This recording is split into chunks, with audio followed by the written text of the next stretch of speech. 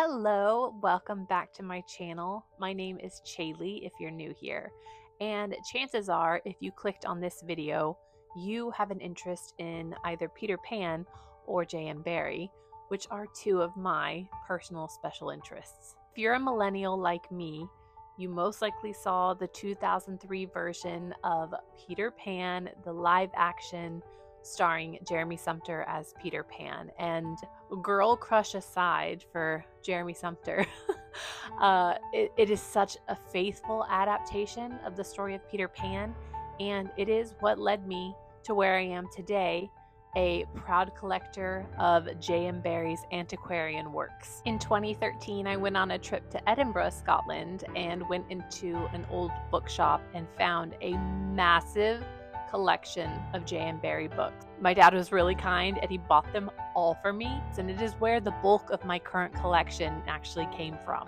Fast forward to a few years later, and I am living in Scotland. I've just gotten into my new home.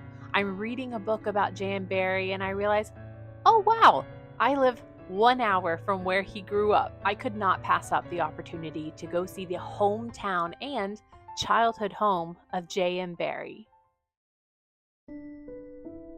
Entering the Barrie family home is a bit like stepping back in time.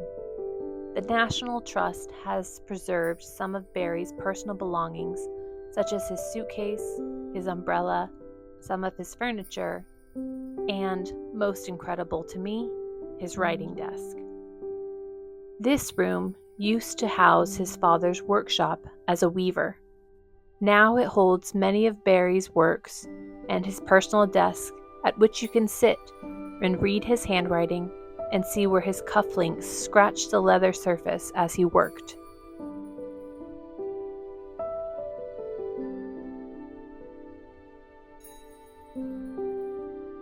Upstairs, you find what was once the hub of the home. This cheerful yellow room would have been the bedroom of the children, as well as the kitchen. It's where the Barrie children would gather to stay warm and hear stories from their mother. There's even a nod to his novel, A Window in Thrums. It's a very warm and cheerful room, which is quite different to the room across the hall, which would have served as Barrie's parents' bedroom. This is where J.M. Barrie encountered his mother battling a deep depression after the loss of her 12-year-old son, David.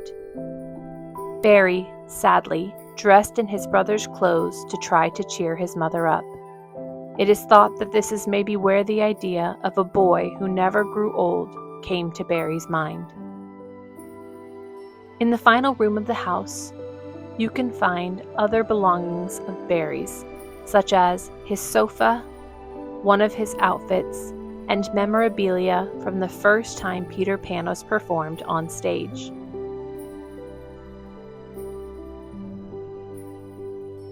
Don't forget to visit the garden, as there's a ticking crocodile you must see hidden in the leaves.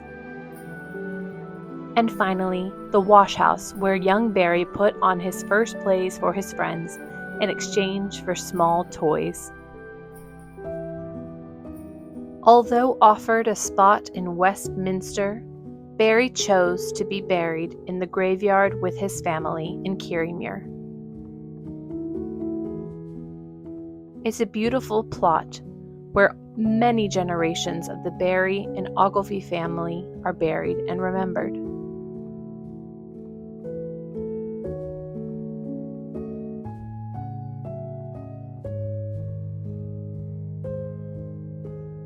Unlike Peter Pan, in the end, Barrie just wanted to be home again.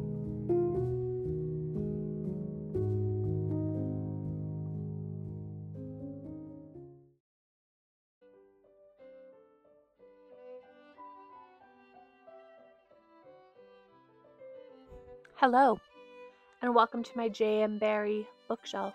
I have been hunting down an antiquarian copy of every one of J.M. Barrie's books for the past 15 years. I have books from across the United States, from across the United Kingdom, and a couple that I had to find online, and I'm still not done J.M. Barrie was a prolific writer. I mean, he wrote plays, books, novels, novelizations of his plays. He wrote screenplays, film treatments, short stories. And we'll get to this.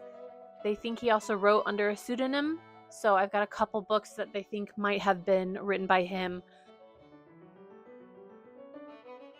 I wanted to go through some of my favorites today, and I wanted to give you a couple recommendations for non-Peter Pan related books and things to read, but also show you just some of my absolute favorite books ever. The first book that I ever got in my collection, which is also my favorite book I've ever found, was this incredible copy of Peter Pan and Wendy.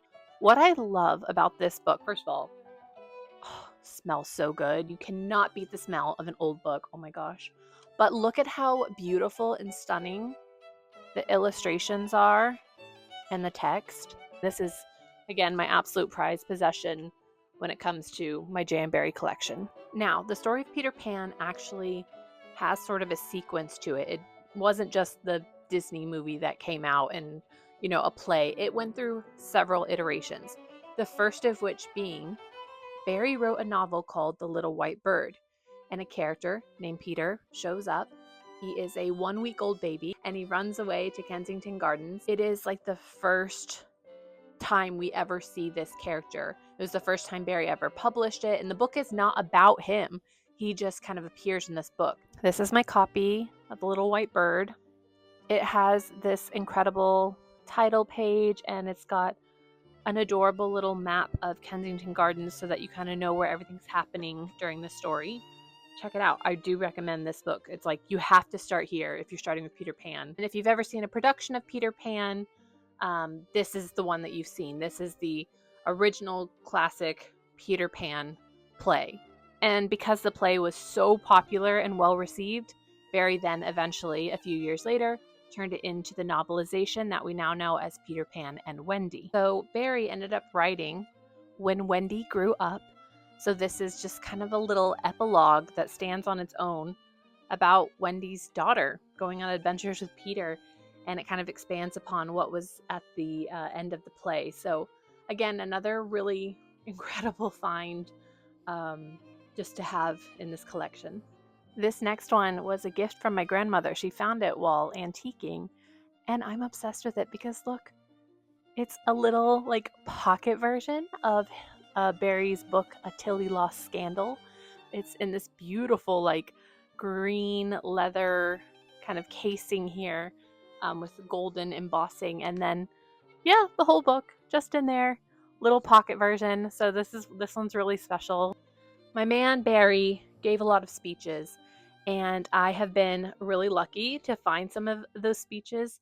This was the actual pamphlet given out at his St. Andrews University commencement speech on May 3rd, 1922. So this is like the actual one that the graduates were holding. And it's, again, falling apart a bit, so I don't read through this a lot, but I do have this in another hard copy form. This next book is a bit of mystery. So it is called The Young Visitors, and it's supposedly by a little girl named Daisy Ashford. And there is a preface in it by J.M. Barrie, but scholars have debated if he actually wrote it himself. It's interesting. They have a photo of Daisy Ashford in the front. But yeah, they think that Barrie actually may have wrote it.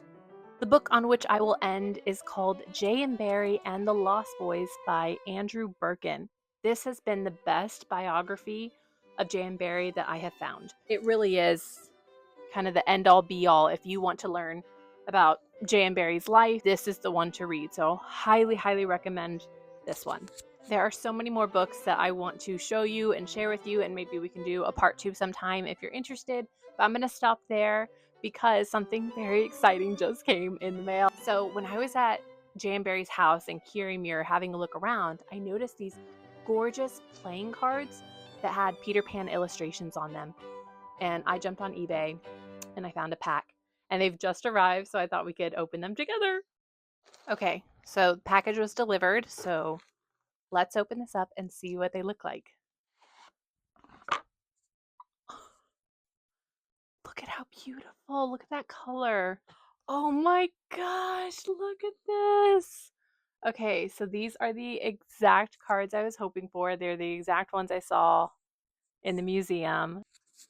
Nana, she's so cute. Look at Nana. Oh my gosh, I love that. Smee, there he is. Good old Smee. I have to have a very creepy Captain Hook. Terrifying, but very apt. There's the crocodile. And then, of course, we have Miss Wendy Darling. And it wouldn't be a complete set if we didn't have Peter himself. Peter Pan will always be my favorite story, and I will continue enjoying the hunt for all of J.M. Barrie's books until I have found every last one. If you're a fan of Peter Pan, please tell me your favorite story, your favorite adaptation below. And if you would like to learn more about my Barrie books and maybe see a second book haul, please let me know, and I would be more than happy to do that for you. I hope you enjoyed today's very niche video, but if you did, please let me know in the comments below. And don't forget, always leave the window open, just in case.